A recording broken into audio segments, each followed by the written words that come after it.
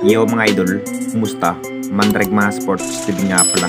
Ating pag-usapan, Barangay Hinebra, si GP Restrade to Hinebra at Japet Aguilar magre-retiro na nga ba sa upunan ng Barangay Hinebra. Pero bago na nga yan, kung bago pala sa aking channel, huwag mong kalimutan mag-subscribe at i-click ang notification bell para like kang updated sa ating latest upload natin. So ito na nga ba ang kinahihintay ng lahat kung maghanap na nga ba ng ating Barangay Hinebra ng bagong player na makakatamdim ng ating best import na si Justin Brownlee bilang guard. Naging impact na nga rin ang isang CJ Perez, posibleng isa na rin sa kukuhanin ng ating Barangay Hinebra na mapunta ngayong season. Naging pre-agent na rin ang isang CJ Perez sa upunan ng SMB at posibleng kunin na nga ba ng ating Barangay Hinebra ang nasabing player. Kulang-kulang nga ang naging guard ng ating Barangay Hinebra kung saan si CJ Perez lamang ang makakatamdim ng ating best import na si Justin Brownlee. Sayang na sayang nga ang naging import ni Justin Brownlee laban niya sa upunan ng TNT Tropang Giga, pero nabawi naman laban niya sa upunan ng Red Ocean Elasto Panthers. Nakapagtala nga si Justin Brownlee na may 29 points sa kanyang average. Kapag maganda nga ang kanyang nagiging performance, ang plano sana ng ating Jinkings, kukunin na nga ba ang nasabing player na si CJ Perez mga idol ng SMB. Ito na nga ba ang hinihintay ng lahat kung gano'n na nga ba kalakas ang Barangay Hinebra kapag matutuloy sa pag-trade ang isang CJ Perez ng Jinkings. Alam na nating lahat mga idol sa kakayanan sa passing ang isang CJ Perez.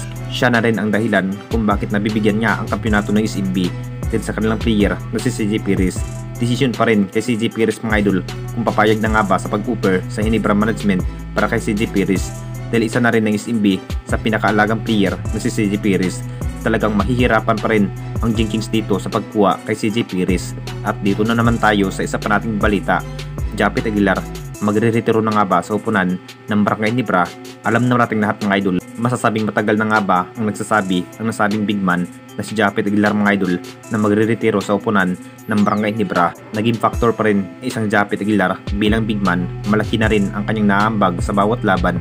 Si Japet Aguilar pa rin sa isa sa pinakapantay kay Justin Brownlee sa bended area mga idol nung hindi pa rin napunta ang isang Troy Rosario. Naghihinayang pa rin ang Jinkings dito mga idol dahil natalo pa rin sa kamay ng TNT Tropang Giga. Kaba pa rin ang sinapit ng Jinkings nung nagharap na sa pang-anim nga sa standing pat ang Barangay Hinebra. Pagsisikapan pa rin na makapasok sa playoffs dahil butas ng karayong pa rin ang madadaanan ng Jinkings para makamit nga ang inahangad na makuha ang malaking tagumpay dito sa ating liga. Dahil ngayong Commissioner Cup, maraming kupunan ang mas malalakas pa ng ating Barangay Hinebra.